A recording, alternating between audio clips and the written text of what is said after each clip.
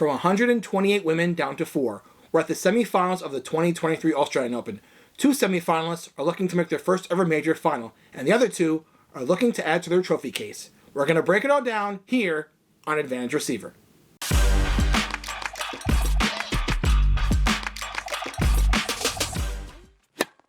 Hello everyone and welcome to Advantage Receiver. We are now down to the final 4 women down in Australia.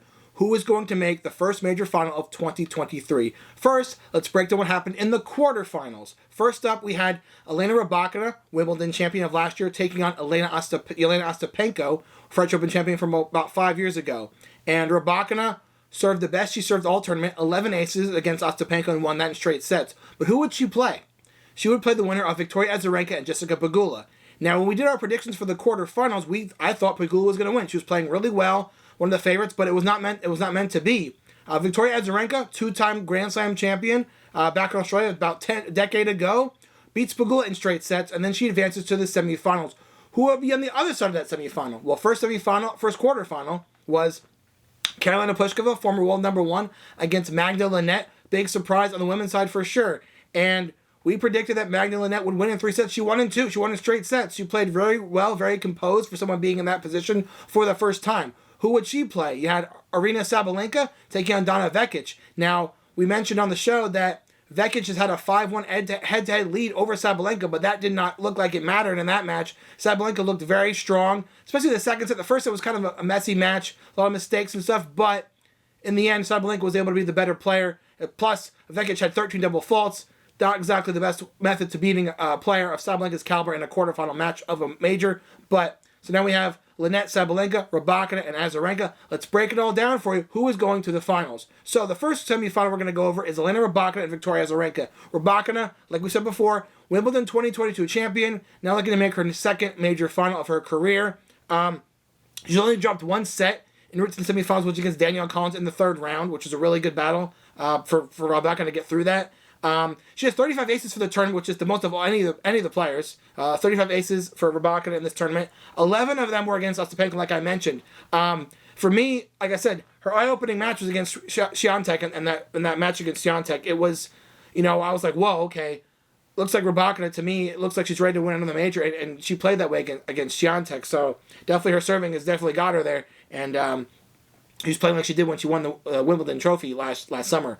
Victoria Azarenka, her opponent, a 2-time Grand Slam champion from 2012-2013, won both Australias. She's made 3-time finalists, was at the U.S. Open 2012, 2013, and in 2020. Former world number 1, Azarenka is. She's only dropped 2 sets en route to the semifinal, one against Keys and one against Zhu in the round of 16. Azarenka is playing like she did, like I said, 10 years ago. Even though she made a final a couple years back against Osaka in New York, she's playing her best tennis in a long time down in Australia, and it's really showed, especially that match against Pegula.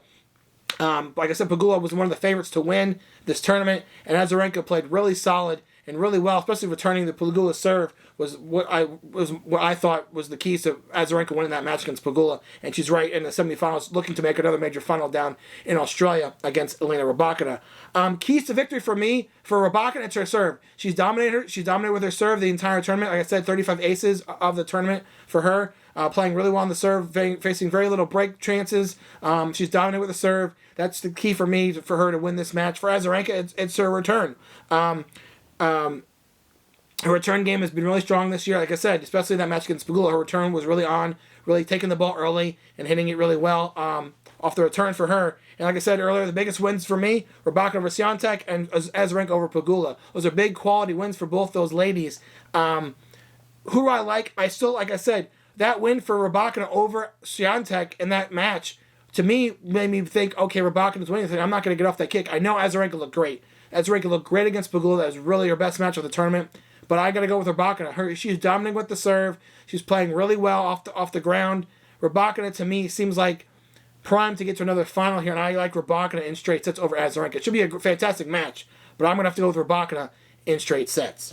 In the other semifinal, you have a Polish player in the semifinals. No, it's not Swiatek. It's Magda Linette. Yeah, surprisingly enough, it's Magda Linette, who has never made more than over a 3rd round on a major, never got past the 3rd round, so that's a pretty impressive feat against Aryna Sabalenka, who's looking to get to her first major final herself. So let's break it all down here. Magdalene Net, like I said, she's never made it past the third round at a major.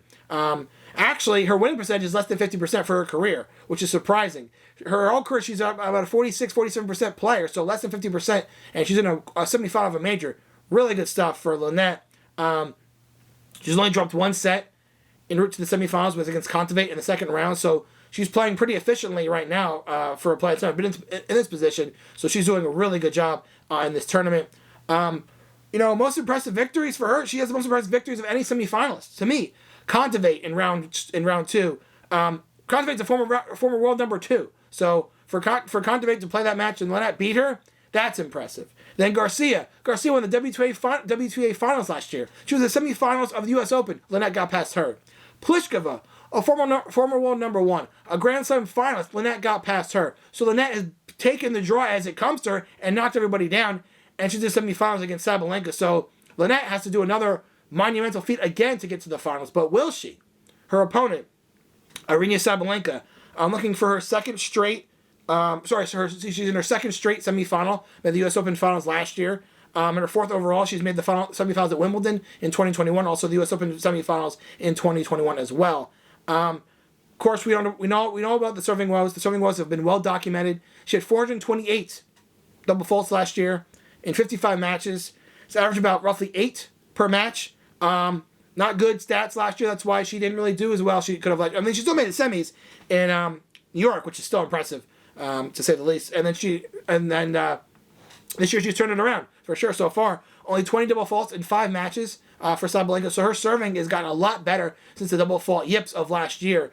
Who do I like in this match? Well, let's see. The keys to victory for me, Magdalene Net has her be her mental game.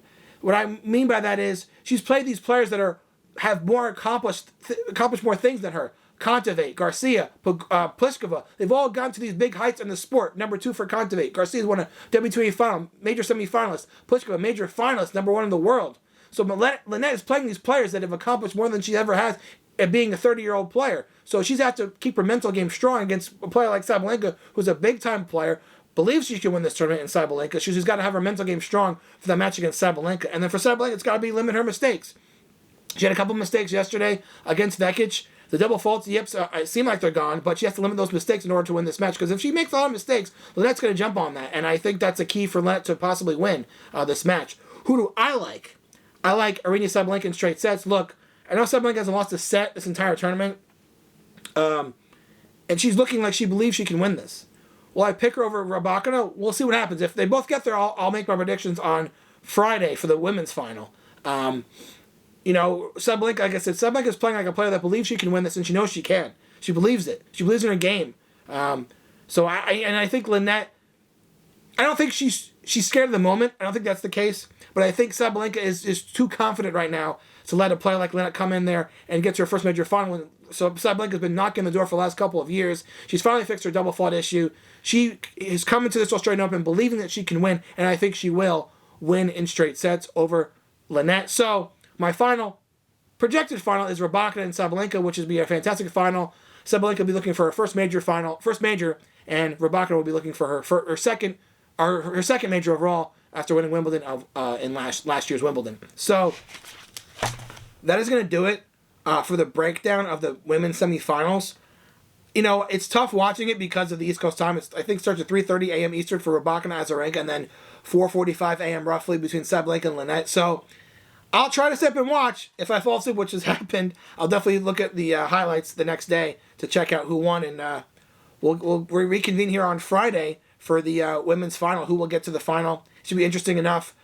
Like I said in the beginning, Rybakina and Azarenka, they've already won majors. They're looking to add to the trophy case, and Sabalenka's looking for her first, and Lynette's looking to have continue this incredible run. I mean, I watched Lynette play against Sharif, who I root for, and never would I thought that woman beating that player would have gotten to the semifinals of a Grand Slam, but kudos to her for playing the matches she has against the opponents she has, because she's played some really tough opponents, and she's gotten through it really well, losing only one set to Kontaveit, but beating Garcia in straight sets, Pliskova in straight sets. It's been an impressive run for Lynette, and I hope we see more of her. I think she's good for the sport. I think it's good to see new faces pop up, and hopefully she has a good showing against Sabalenka in the semifinals, but it's going to be tough.